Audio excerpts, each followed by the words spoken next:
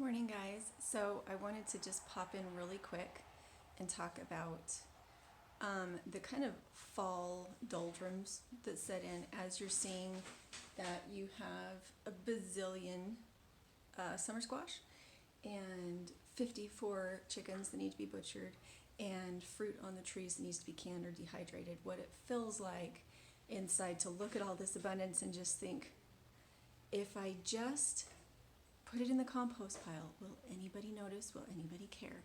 Because that's really what it feels like this time of year. So my big suggestion is set up your equipment and do one small batch a day.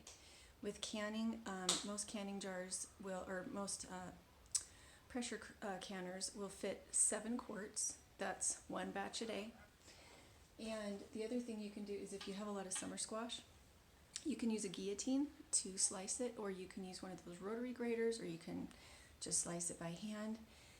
Take one quart size bag and slice your zucchini up, put it in the bag, zip it, stick it in the freezer, and the next time you make a soup, you have something that you can add in that adds texture and nutrition.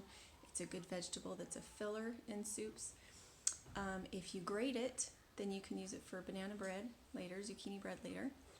But it's really important to do one small batch a day. And that way it doesn't feel overwhelming. And if you don't have any help because your kids just started school, then it's doable without wearing yourself out. So hopefully that was helpful. This is what we're doing today. We have 7 roosters who chilled overnight in the fridge.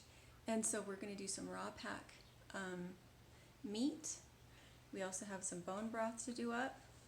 And I'm pretty excited to get my start on the day. So thanks for popping in. If you're interested in homesteading books, go to our Etsy store. And we'll talk to you later.